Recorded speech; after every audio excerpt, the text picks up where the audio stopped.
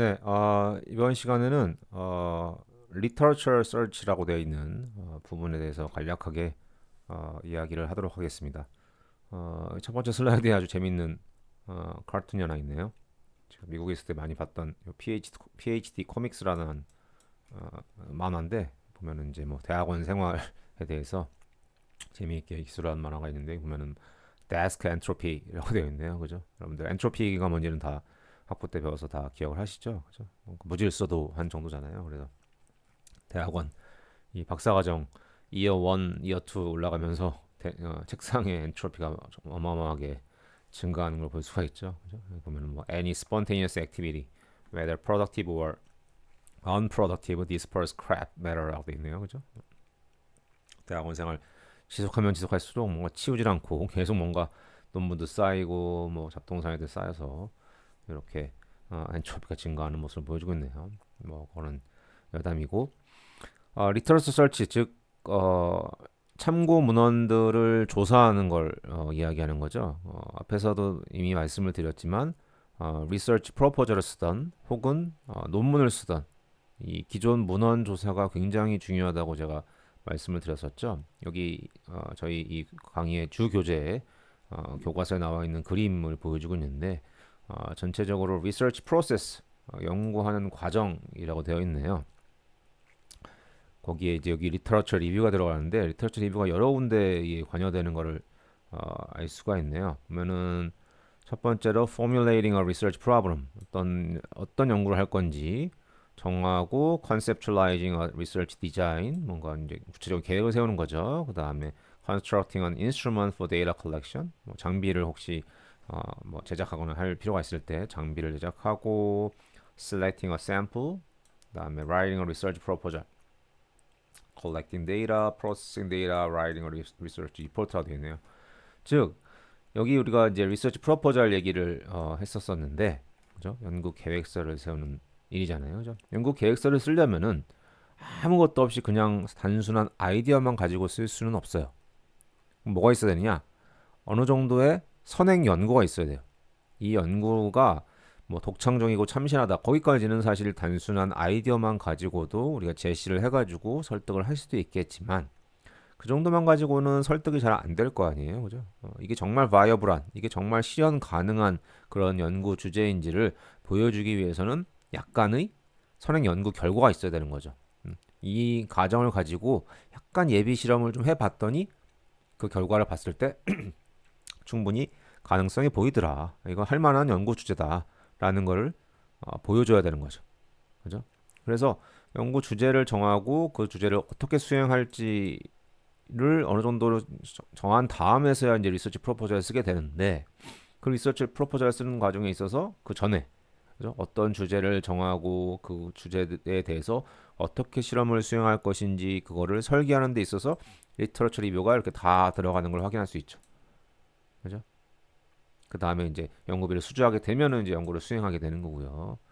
그만큼 여기 마지막에 이제 writing a research report라는 거는 사실 뭐 그 연구 결과에 대한 연구 보고서일 수도 있고 혹은 이제 논문이 될 수도 있는 거죠. 연구 결과를 충분히 얻었을 때 우리가 페이퍼를 쓰게 되는데 그 과정에 있어서도 역시 리터러처 리뷰가 추가적으로 또 들어가야 되는 거죠. 이미 앞부분을 새긴 했지만 혹시 그 연구를 수행하는 과정에 있어서 관련 분야의 논문이 그러니까 즉 최신 논문이죠. 최신 논문이 더 추가적으로 나온 게 있다면 그걸 또 확인해 가지고 논문에 실어줘야 되기 때문에 이런 리터러처 리뷰가 이 연구하는 전 과정에 있어서 매우 많은 부분에 있어서 관여를 하게 되고 또한 굉장히 중요하다라는 것을 말씀을 다시 한번 드립니다.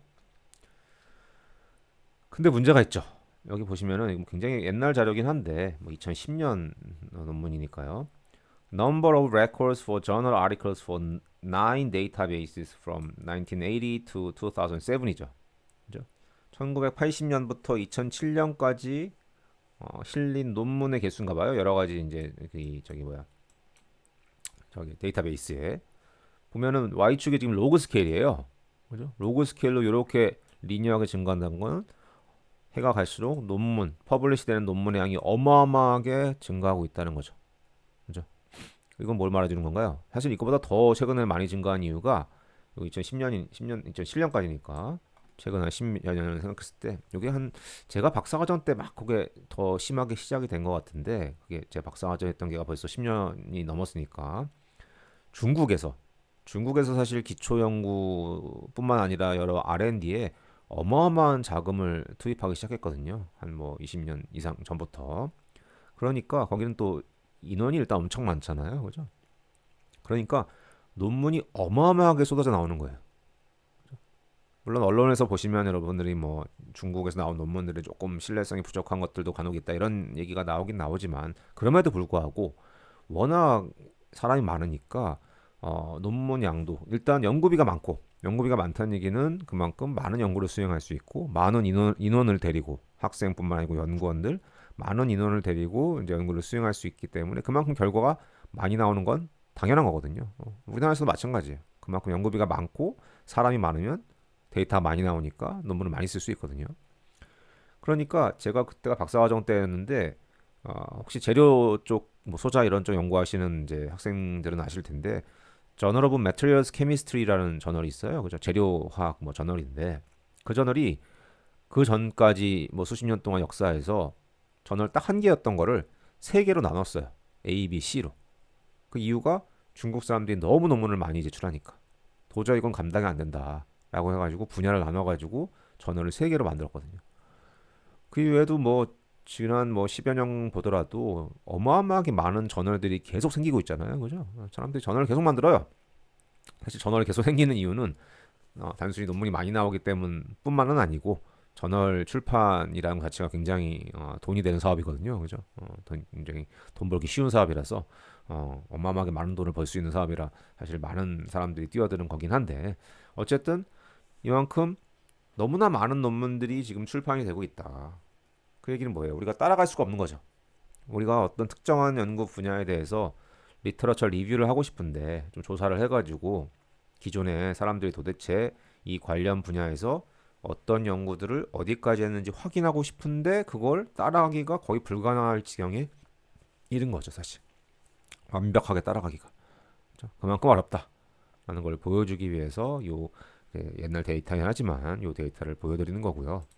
여러분들도 아마 아실 거예요. 여러분들이 연구실에 이제 소속돼가지고 지금 연구를 막 시작하셨을 텐데 뭐 관련 분야 뭐 교수님이 혹시 지정해 주시거나 혹은 선배들이 하고 있는 거 같이 하려고 봐도 뭐 관련 분야 딱 리터러처 좀 찾아보더라도 너무 많아요, 사실. 그죠? 너무 매일매일 뭐 매주 확인해봐도 여러 저널들을 다 살펴보더라도 논문이 너무 많이 쏟아져 나오고 그래서 다 볼 수도 없고 아주 좋은 저널 나오는 것만 본다 하더라도 그래도 많죠, 사실. 다 따라가기가 너무너무 힘든 거죠, 사실. 그러니까 그 수많은 연구들을 따라가기도 힘들고 그거와 달리 그죠? 그 연구들 기존의 사람들이 수행했던 거와는 차별성이 있는 새로운 독창적인 주제를 찾는 것도 사실 또 역시 굉장히 힘들겠죠. 그죠? 그러니까 여러분들이 사실 굉장히 어려운 시기에 연구를 하고 계시는 거예요. 아까 중국 얘기해서 약간 여담으로 말씀드리는데 제가 이제 박사과정 이제 포스닥 할 때 같이 연구를 했던 중국 친구들이 많이 있어요. 근데 그 친구들이 예전에는 사실 뭐 20년, 30년 전만 해도 중국 친구들은 대부분 미국에서 이제 자리를 잡고 싶어 했어요. 뭐 교수직이든 아니든 간에 보통 회사를 많이 가긴 하지만 왜냐면 돈을 많이 벌 수 있으니까. 그랬는데 그때 이후로 그 중국이 이제 나라 차원에서 정부 차원에서 굉장히 R&D에 투자를 많이 하니까 중국인 친구들이 본국으로 많이 돌아갔어요. 교수직도 많고 왜냐하면 중국은 대학이 엄청 많으니까 그죠? 교수직도 일단 많고 교수가 되면 정부나 혹은 학교에서 지원해주는 금액도 굉장히 많고 그래서 그때 당시에 저랑 뭐 포스닥이나 박사과정 같이 해서 하다가 지금 중국의 이제 주요 대학에서 대학 교수를 하고 있는 친구들을 보면 그 친구들도 이제 연구실 홈페이지가 있잖아요. 간혹가다 살펴보면 깜짝 놀라요. 왜 깜짝 놀라냐? 우리나라 같은 경우에는 이제 연구비를 굉장히 크게 막 뭐 수십억 이상 갖고 계시는 분들이어야지만 연구실 인원이 뭐 한 30명 뭐 2, 30명 되고 이러잖아요. 그것도 전국의 대학을 본다 하더라도 아주 주요 대학의 뭐 몇몇 연구실만 그 정도 규모가 될까 말까 하는 정도인데. 그죠? 우리 과만 하더라도 많은 연구실이 한 10명 조금 넘고 그죠? 보통은 뭐 10명 미만, 5명에서 10명 사이 이 정도 대학원생을 갖고 있는데 제 뭐 친했던 친구 중에 하나가 포스닥을 같이 했는데 촉매 쪽 연구라는 친구인데 미국에 아니 중국에 지금 저기 갑자기 대학 이름을 까먹었는데 중국 화공 분야에서 랭킹 1위인 대학에 화공과에 있거든요. 근데 가봤더니 연구실 인원이 50명이 넘어요. 그죠? 본인 교수 밑에 연구 교수가 한 5명쯤 있고 포스닥이 한 뭐 1, 20명 있고 학생이 한 3, 40명 막 이런 수준이에요.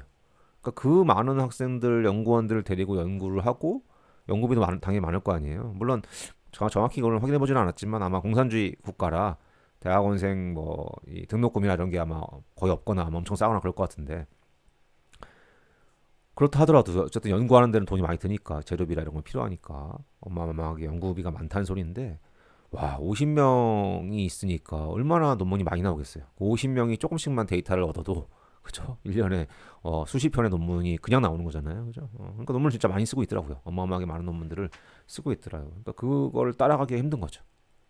그러니까 돈에는 장사 없다고 사실 이 투자 R&D 투자 금액에 의존하는 분야가 굉장히 많아요. 사실 단순히 그냥 사람 투입뿐만 아니라 돈을 그만큼 투입해서 뭐 이제 인프라나 이런 측면에서 있을 때도 그런 부분에 있어서도 굉장히 좋은 장비, 좋은 기기, 좋은 시설 이런 걸 갖췄을 때 거기서 나오는 좋은 퀄리티의 데이터를 따라하기가 힘든 분야들이 꽤 있거든요. 그러니까 그만큼 이 학계에서도 중국을 더 이상은 이제 무시할 수가 없는 굉장히 힘들어지는 그런 상황이 오고 있는 거죠. 물론 그럼에도 불구하고 우리나라가 앞서가고 잘 하고 있는 여러 분야들이 있긴 하지만요.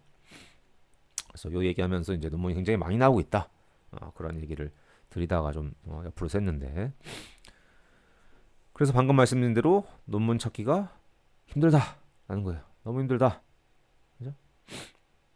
저기 보면은 literature search, the beginning and the key라고 돼 있죠. 그죠? 이것도 이제 그 PhD 코믹스라고 하는 코믹스 나온 게 아니구나. 여기 스탠퍼드 대학원에 뭐 나와 있는 그런 재밌는 그림 같은 건가 봐요.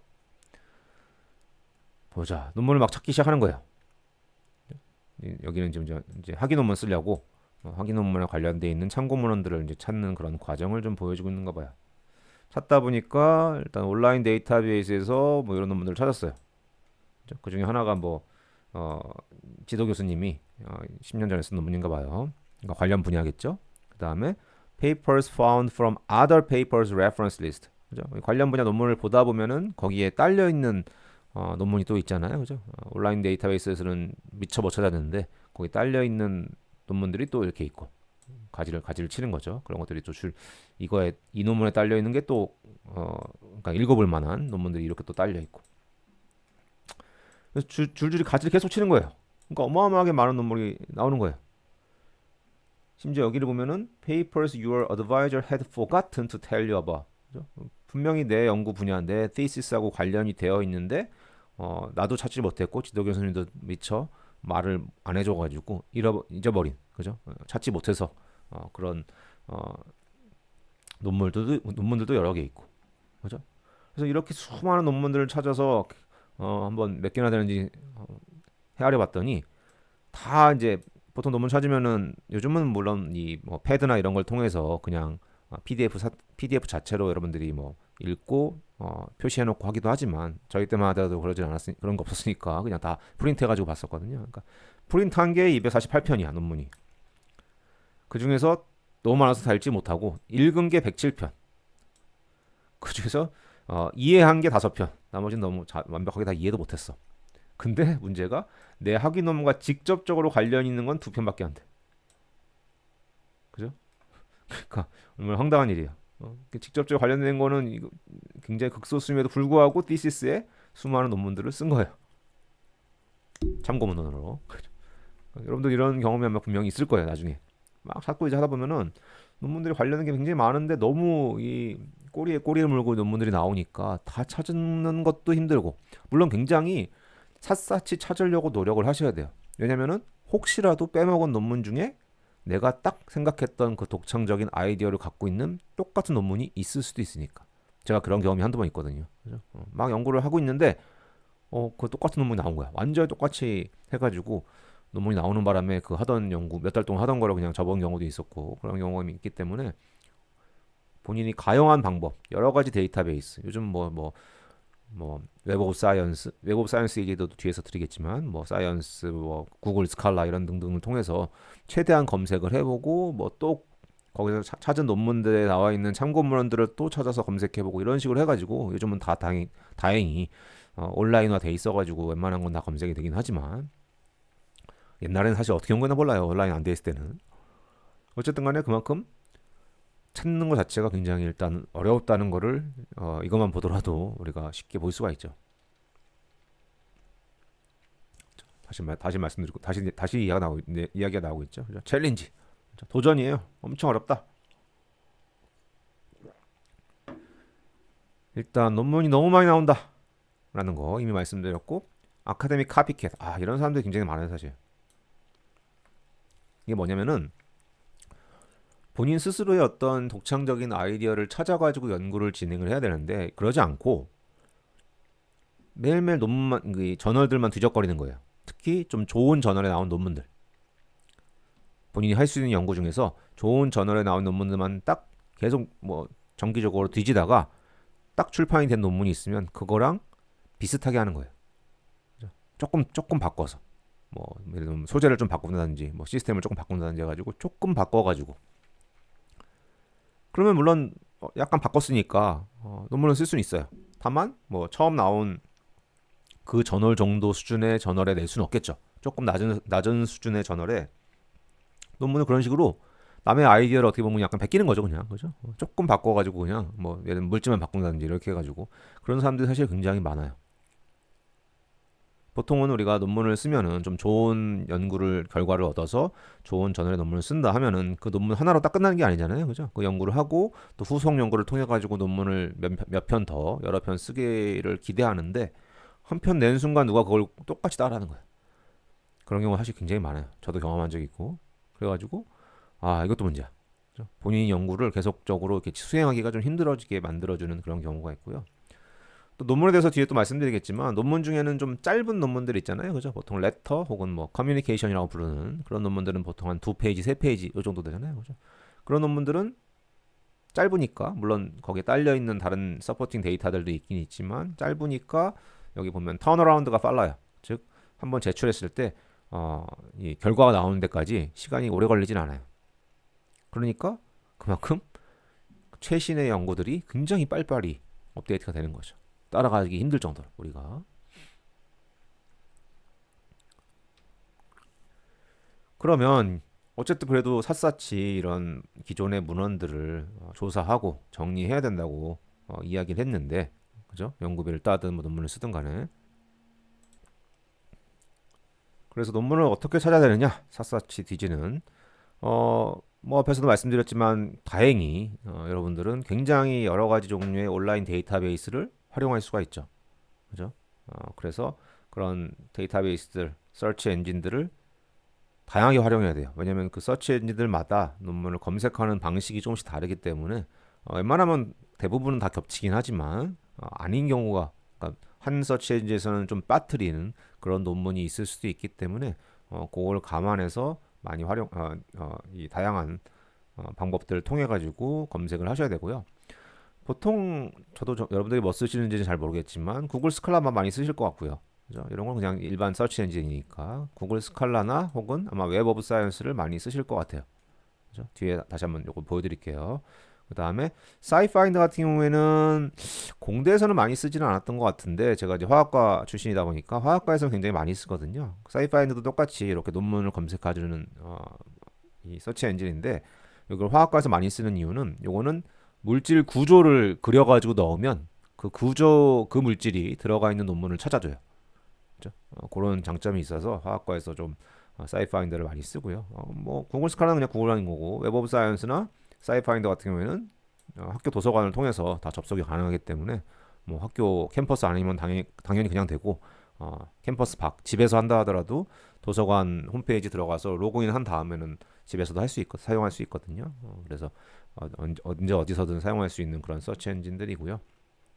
그 외에 뭐 직접 도서관에 방문할 수도 있지만 요즘은 사실 이 프린트된 이 저널들을 구독을 안 하는 경우가 많아서 옛날에는 사실 다 도서관에서 찾아보고 복사하고 그랬었는데 그 다음에 혹은 이제 본인이 관련돼 있는 연구 분야의 논문들이 주로 출판되는 모든 저널을 다 찾을 수는 없겠지만 주로 출판되는 좀 좋은 저널들, 그죠?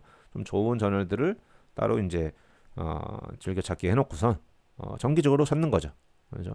어떤 특정한 저널은 뭐 이러면 매달 논문이 출판된다 하면은 뭐 예를 들면 한 달 간격으로 어떤 저널은 뭐 매주 혹은 뭐 2주에 한 번씩 새로운 논문들이 출판되더라 하면은 뭐 그런 정기적으로 검색을 해가지고 직접 그 저널에 들어가서 한 논문 한 논문씩 제목을 쭉 보면서 내가 연구 현재 하고 있는 분야랑 관련이 돼 있는 그런 논문이 있는지 찾아보고 그걸 확인하는 그런 방법들도 있겠죠. 그래서 아까 말씀드린 대로 웹 오브 사이언스라는 게 굉장히 많이 여러분들이 활용할 그런 서치 엔진일 거예요.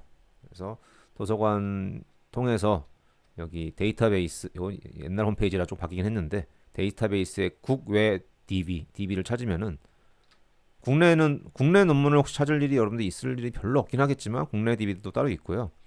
국외 DB 중에 여기 여기 안 나왔구나. 여기 여러분들이 그 학교 로열라 도서관 홈페이지를 들어가신 다음에 여기 자료 검색 전자정보에 데이터베이스를 찾아보시면 여기 국외 DB를 고를 수 있거든요. 거기에 이제 여러 가지 몇 개가 있는데 그 중에 하나가 이제 웹 오브 사이언스예요. 그걸 클릭해서 들어가 보시면 이런 형태를 볼 수가 있어요. 그렇죠? 여기서 검색을 하는 거예요. 검색을 굉장히 다양한 방식으로 할 수 있는데요. 여기 보시면은 여기 검색 창이 있어요. 검색 창을 여러 가지 방식으로 검색할 수 있어요. 예를 들면 뭐 주제, 그냥 제목, 혹은 저기 뭐야 핵심어 이런 등등등 굉장히 다양한 카테고리별로 검색을 할 수 있고요. 또 장점 중에 하나가 여기 and 또는 뭐 or 이런 기능이 있어요. 그렇죠? 예를 들면은 여기 oxygen reduction reaction이라는 주제로 Nature라고 하는 저널에 나와 있는 여기 and로 돼 있으니까 그걸 논문을 찾아줘라. 그죠? 그러면은 뭐 딱 거기 나와 있는 여기 딱 네이처는 아니지만 네이처에 별표 붙어 있잖아요. 그죠? 네이처라는 이름이 붙어 있는 그런 저널들. 그죠? 네이처나 혹은 뭐 네이처 자매지겠죠. 그죠? 이런 식으로 딱 두 가지 요 카테고리뿐만 아니고 뭐 여러 가지 필드들을 추가해 가지고 뭐 엔드나 혹은 오어 뭐 그런 등등등의 여러 가지 논리 연산자를 활용을 해 가지고 여러 가지 카테고리를 활용을 해 가지고 논문을 쉽게 검색을 해줄 수 있어 할 수 있어요. 뭐 기간도 정할 수 있고요. 특정 기간에 출판된 논문만 검색해라. 뭐 이런 식으로 굉장히 여러 가지 한번 뭐 많이들 써보셨을 것 같은데 한번 해보시면은 뭐 그렇게 어렵지 않게 논문 검색을 할 수 있구나라는 걸 확인하실 수 있어요. 그래서 예를 들어서 이렇게 검색하면은 이런 식으로 나오는 거예요. 이렇게 방금 전에 주제로 선택했잖아요, 그죠? 아이고 죄송합니다. 옥시전 리덕션 리액션이라는 주제로 했으니까 그 주제에 맞는 네이처 어쩌고에 나온 논문이 88개가 나온 거예요. 총 결과 이렇게 88개 나와 있죠. 보시면은 뭐 1번 논문 보면 Porphyrins and Interface 해가지고 네이처 케미스트리 나왔네요, 그죠? 그런 논문이 있고 뭐 두 번째 논문 이런 논문이고 여기 네이처 케미스트리, 여기 네이처 커뮤니케이션 등등등 네이처 이름이 붙어 있는 그런 저널들의 요 관련 주제로 요거는 사실 딱 그 텍스트 그대로를 찾아준 건 아니고 주제를 찾은 거죠. 근데 텍스트 그대로 찾을 수도 있어요. 그죠? 뭐 예를 들면 제목으로 찾으면은 제목에 옥시전 리덕션 리액션이라고 하는 말이 나오는 그런 논문만 찾아볼 수도 있고요. 그죠? 검색한 다음에 그걸 추가적으로 또 분류할 수도 있고요. 여기 보시면 연구 분야에 따라서 분류할 수도 있고 뭐 저널에 따라서 뭐 등등등 여러 가지 옵션에 따라서 분류를 할 수가 있어요. 그래서 각 논문의 뭐 제목, 저자명 나와 있고 어느 저널에 언제 출판되는지 나오고 인용 횟수가 나오고 그죠? 이런 것들이 굉장히 상세한 정보를 주기 때문에 굉장히 유용성이 높은 그런 논문 서치 엔진이죠. 그다음에 이 찾은 거를 여기 보면은 엔드노트로 보낼 수가 있어요. 엔드노트가 뭔지 아직 배우진 않았고 여러분들 혹시 써본 분이 있을지 모르겠지만 엔드노트라는 건 뭐냐면은 이런 참고 문헌 찾은 거를 정리해주는 그런 프로그램이에요. 그죠? 왜냐면 이 참고 문헌들 전부 혹은 일부를 내가 연구 계획서 혹은 논문 쓸 때 활용하고자 한다. 그럼 일일이 다 그걸 손으로 쳐서 넣기가 힘들잖아요. 그죠? 물론 이 논문들을 다 참고문으로 쓸지 않을지는 모르겠지만 여기 지금 88개가 나왔으니까 그 정보를 일단 저장을 해놓는 거예요. 거기서 말하는 정보라는 건 뭐냐면은 논문 제목, 뭐 저널, 저자, 뭐 등등등 이런 기본적인 정보들이 저장이 돼요. 엔드노트라고 하는 프로그램에. 그리고 그 참고문헌을 우리가 실제 논문 쓸 때 활용한다고 했을 때 그 논문 우리가 제출하고자 하는 저널에 맞게 형식을 바꿔주기도 해요. 자동으로 그 프로그램을 이용하면. 뒤에 엔드노트 나오니까 다시 한번 보여드릴게요. 그 엔드노트로 이렇게 보내는 게 또 역시 이 웹 오브 사이언스랑 연동이 되어 있기 때문에 직접 가능하다라는 거고요. 이렇게 온라인 엔드노트가 되어 있죠. 또 한번 해보셔야 돼요. 사실 이렇게 말로만 얘기하면은 사실 이렇게 뭔 소린가. 그리고 엔드노트를 사용하지 않는 학생도 있을 수 있거든요. 그죠? 엔드노트 안 사용하고 나는 그냥 참고문을 일일이 다 손으로 타이핑 해가지고 그렇게 넣는 스타일이다. 그러면 뭐 그렇게 하셔도 되긴 되는데 너무 이제 참고문이 많아지면 좀 힘들죠 정리하기가. 그죠? 너무 많을 경우에는 이렇게 엔드노트를 쓰든 아니면 혹은 다른 비슷한 프로그램이 많이 있거든요. 그런 프로그램이나 앱을 이용해가지고 정리를 해놓는 게 좋죠. 그죠? 그 다음에 JCR은 뭐냐면은 이제 여러 가지 저널에 대한 정보를 주는 여기 뭐 ISI Web of Knowledge라고 돼 있는데 어떤 저널에 대한 정보를 알려주는 그런 사이트예요. 그래서 예를 들면 정보 어떤 특정 저널을 지금 이건 옛날 홈페이지라 지금은 좀 바뀌었는데 인터페이스가 좀 바뀌었는데 예를 들면 어떤 특정한 저널에 대한 정보를 알고 싶은 거예요. 저널 이름을 넣으면은 그 저널에 대한 정보가 나와요. 예를 들면 뭐 ACS 캐탈리시스라고 하는 저널 이 저널에 뭐 2013년 기준으로 임팩트 팩터는 뭐 7.57이고 그다음에 이 저널은 이런 분야에 속해 있고 여기 보면 카테고리죠. 케미스트리, 피지컬 케미스트리라는 분야에 속해 있으며 이 피지컬 케미스트리 분야에서는 전체 136개의 저널이 있는데 그 중에 이 저널 ACS 캐탈리시스의 임팩트 팩터는 위에서 봤을 때 15등이다. 그래서 Q1은 뭐냐면은 저널들의 퀄리티를 이렇게 이제 랭킹을 매겨놓은 거예요. 그래서 Q1, 2, 3, 4 이렇게 4개로 구분을 해서 최상위부터 상위 25%까지가 이제 Q1이에요. 그래서 이제 이 저널은 요 피지컬 케미스트리 분야에서 Q1 캐테고리에 속해 있구나라고 하는 그런 걸 보여주고 있고요. 어떤 한 저널이 여러 가지 카테고리에 들어가 있을 수도 있거든요. 그래서 이거 옛날 이제 홈페이지 모양이긴 한데 최근 거 다시 최근에도 이제 저도 화정을 가끔 하는데 보시면 굉장히 그 저널에 대한 다양한 정보들을 확인할 수 있어요. 이것도 마찬가지로 여러분들이 학교 홈페이지 들어가지고 학교 도서관 홈페이지 들어가서 아까 봤던 그 데이터베이스 국외 DB를 보면 이렇게 JCR이라는 게 나오거든요. 그래서 그거 클릭해서 들어가 보시면은 바로 특정한 저널을 검색을 해보실 수가 있어요. 그래서 이런 식으로 예를 들면 어떤 특정 분야, 특정 카테고리의 저널을 쫙 검색해 보면은 이렇게 검색이 쫙 나오는 거예요. 그래서 여기 임팩트 팩터 이렇게 줄을 세우면은 임팩트 팩터 높은 거부터 해가지고 쭉 이렇게 줄을 세우는 거죠. 1등은 이런 저널이고 뭐 2등 이런 저널 뭐 이런 식으로 그죠? 총 뭐 요 분야에서는 이게 뭔가요 지금? 케미컬 엔지니어링이네, 그죠? 케미컬 엔지니어링 분야 카테고리에서 총 133개의 저널이 있는데 이 당시에 임팩트 팩터 순서를 봤을 때 이런 순서를 가지고 있다라는 거를 이제 보여주고 있는 거예요.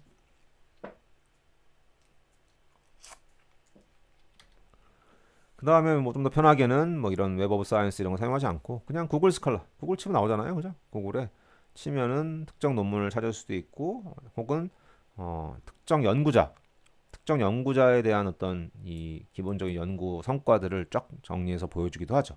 그죠? 뭐 저 같은 경우에도 제 이름을 이렇게 쳐서 정리를 보면은 구글 스칼라를 확인해 보면은 제가 지금까지 살면서 논문을 뭐 몇 개 썼고 각 논문은 뭐 얼마나 인용이 됐으며 그런 그리고 그 인용 수하고 관련되어 있는 이런 H 인덱스 같은 수치도 보여주고 있죠. H 인덱스가 뭔지 뭐 혹시 아시는지 모르겠는데 H 인덱스라는 게 뭐냐면은 전 세계에 수많은 연구자들이 있는데 어떤 연구자가 더 뭐 예를 들면은 훌륭한 연구를 했는지 즉 남들이 인정하는 그런 많은 연구를 어떤 연구자가 더 했는지를 알려주는 그런 어떤 지표 중에 하나예요. 그래서 이 H 인덱스는 어떻게 계산이 되냐면은 어, 그 논문 출판된 논문이 다른 사람들에게 얼마나 인용이 되었는가. 그죠? 내 논문을 다른 사람이 자기 논문 쓸 때 이렇게 참고문으로 다는 그걸 인용한다고 하잖아요. 그죠? 얼마나 인용됐는가에 따라서 정해져요. H 인덱스는. 그래서 예를 들면은 내가 논문을 뭐 30편을 썼는데 어, 총 예를 들면 50편을 썼어요. 근데 그 중에 30편이 30번 이상 인용이 됐다. 각각이. 그러면 내 H 인덱스 값이 30이 되는 거예요. 그죠? 그러니까 그만큼 논문을 많이 쓰기도 많이 쓰면서 다른 사람들한테 인용이 많이 돼야 되는 거죠. 그렇죠? 그러니까 정량과 정성이 말하자면 둘 다 고려된 그런 어떤 수치를 나타내주는 이 H-인덱스 값이 그래서 뭐 전 세계 연구자들이 분야마다 다르겠지만 얼마나 남들한테 인정받는 그런 연구를 많이 했느냐는 걸 보여주는 하나의 척도예요. 그래서 보면은 이제 굉장히 전 세계적으로 유명하신 분들은 H-인덱스가 막 뭐 100 몇십, 뭐 200, 뭐 이런 분들도 간혹 있고, 그죠? 제 포스닥 지도 교수님이 제가 알기로 전 세계에서 H-인덱스가 가장 높으신 분인데 200이 넘을 거, 200 몇십일 거예요 아마. 저 같은 경우는 지금 30 몇인데 그런 식으로 그러니까 둘 다 달성해야 되는 거예요. 정량과 정성, 그죠? 남들한테 인정받으면서 그만큼 또 그런 인정받는 논문들을 많이 써야 돼요. 그죠? 그러니까 H-인덱스 같은 경우에는 좀 약간 이게 이제 약간 단점이라고 하면 한계점이라고 하면 당연히 나이가 많은 사람들이 H-인덱스가 높겠죠. 그죠? 그만큼 평생 쓴 논문도 많고 그만큼 인용도 많이 됐을 테니까 그죠? 그런 좀 한계가 있지만 젊은 사람들은 그만큼 상대적으로는 물론 젊다 하더라도 논문을 많이 쓰고 좋은 논문을 많이 쓰면 H-인덱스가 올라가요. 그런 측면에서 약간의 한계가 있는 그런 지표 중에 하나죠. 보면 이런 식으로 제가 확인해서 보여드릴까요?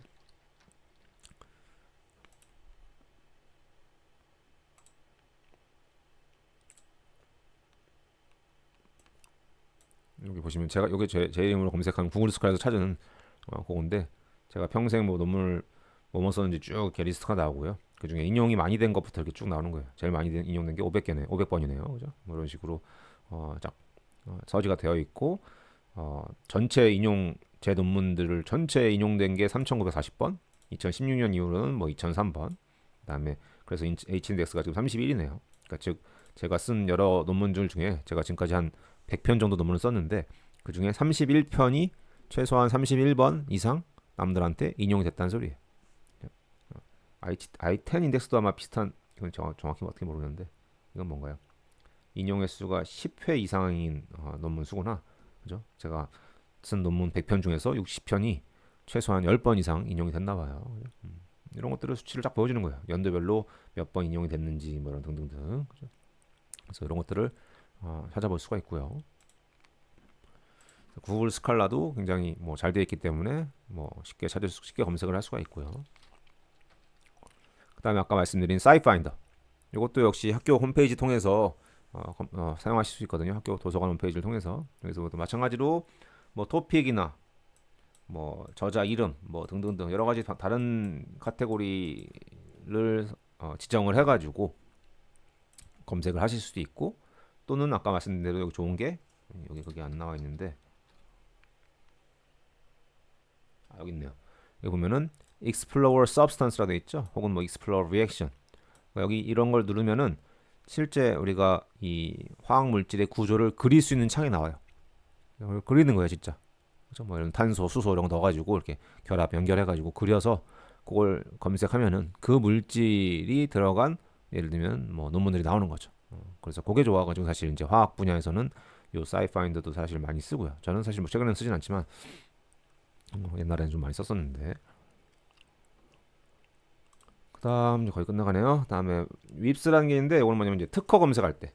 물론 요즘은 특허도 사실 이제 국내 특허 같은 경우에는 국내 특허도 마찬가지긴 한데 다 구글 스칼라에서 검색이 되죠. 그죠? 구글 스칼라에서 논문뿐만 아니라 특허도 검색이 뭐 되기 때문에 거기서 검색할 수 있지만 특별히 특허만 검색할 일이 있으면 요 윕스라고 하는 이런 패턴 서치하는 그런 또 데이터베이스가 있대요. 저도 별로 써본 적은 별로 없는데 이런 식으로 뭐 여기 보면은 뭐라고 써있나요?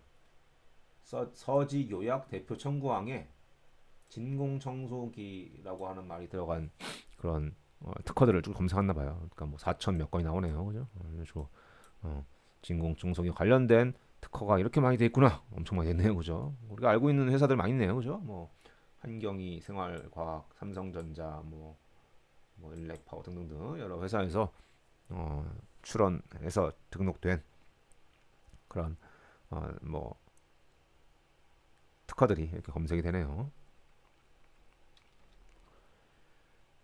그 다음에 아까 말씀드린 대로 우리가 논문을 검색하게 되면 수많은 논문들이 나오기 때문에 그걸 잘 정리해 놔야 돼요.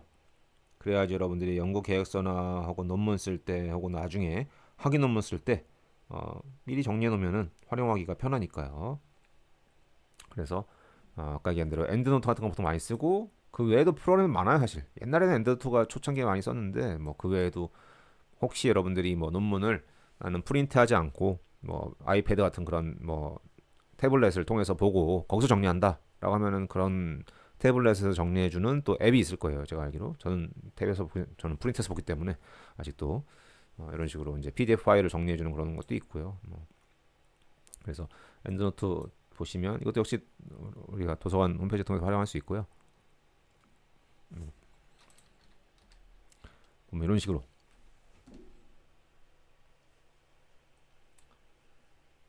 아까 얘기한 대로 어떤 특정 뭐 웹 오브 사이언스 이런 걸 통해서 검색한 저널들을 이렇게 엔드노트로 이렇게 보내놓으면은 그 논문들의 정보가 이렇게 딱 담겨 있는 거예요.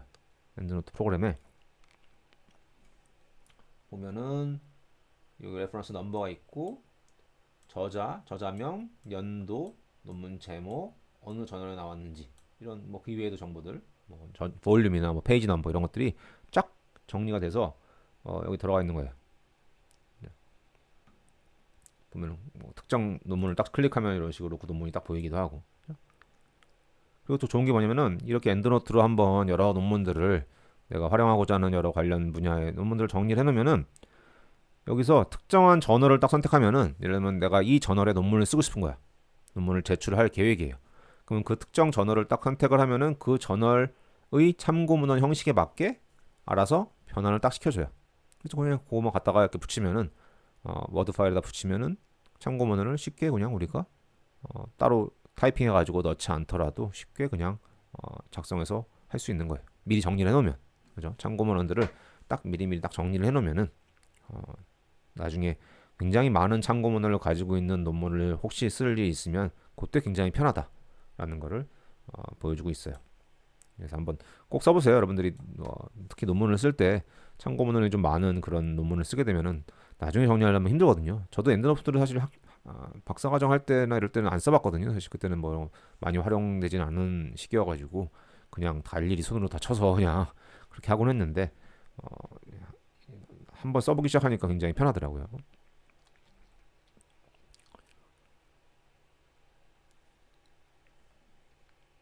이런 식으로 뭐 디테일한 거 보여줄 수 있다는 거고요. 사실 옛날 버전이라서 최근 엔드노트 버전은 제가 써보진 않았는데 이런 식으로 뭐 특정 저널을 딱 고르면은 그 저널 스타일에 맞게 여러분들 아시겠지만 저널 그 출판사마다 참고문을 넣는 스타일이 다 다르잖아요, 그죠? ACS 스타일이 다르고 뭐 와일리 뭐 엘저비얼 다 다르잖아요, 그죠? 그걸 딱 맞게 그 저널에 맞게 딱 바꿔주는 거예요. 바꿔주면 그거 해가지고 그냥 그대로 복사해서 넣으면 되는 거죠. 실제 복사해서 넣는 건 아니지만 뭐 이렇게 옮겨다 붙일 수 있는 그런 기능이 있긴 하지만 아까 얘기했지만 뭐 어, 아까 웹 오브 사이언스에서 검색한 거를 엔드노트로 보낼 수도 있었는데 심지어 거꾸로도 된대요. 엔드노트에서 웹 오브 사이언스를 이렇게 검색해가지고 특정 논문을 찾아가지고 그걸 딱 엔드노트에 이렇게 저장해 놓는 그런 것도 가능하대요. 그래서 다 이렇게 정리하고 한 다음에 이렇게 그냥 MS 워드 프로그램에 딱 그냥 인베드 할 수가 있다. 그러면 굉장히 편하다. 그죠?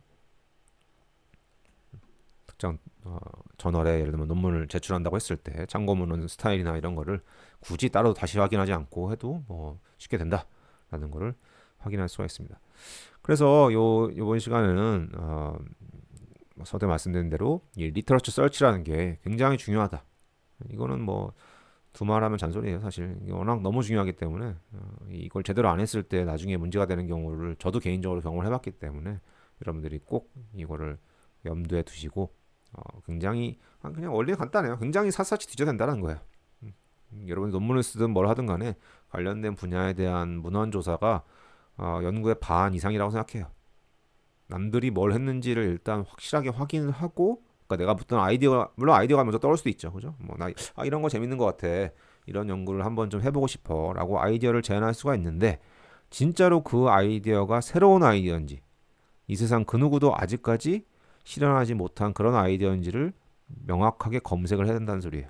명확하게 리터러처 서치를 해가지고 여러 가지 이 서치 엔진들 웹 오브 사이언스든 구글 스칼라든 등등등 활용을 해가지고 최대한 다 뒤져보고 거기 나와 있는 논문들의 또 레퍼런스들도 관련된 걸 일부 찾아보고 이런 걸 몇 단계 거쳐가지고 최대한 많이 찾아보고 할 수 있는 한 그래도 없으면 이제 안심할 수 있는 거죠. 아, 이 연구는 아직 아무도 하는 사람이 없구나. 내가 빨리 해야겠다. 라고 해서 이제 물론 연구를 수행하면서 그걸 찾을 수 있겠지만 어느 정도 초반에 그래서 그렇게 해서 이제 예비 실험을 하고 결과를 얻고 그 결과를 바탕으로 또 리서치 프로포저를 내 가지고 또 연구비를 수주하면 더더욱 이제 그 연구비를 활용해서 더 활발하게 연구를 수행할 수가 있겠죠. 그죠? 네, 그래서 그만큼 이 리터러처 서치가 그만큼 중요하다라는 것을 다시 한번 말씀드리면서 이 부분을 마치겠습니다.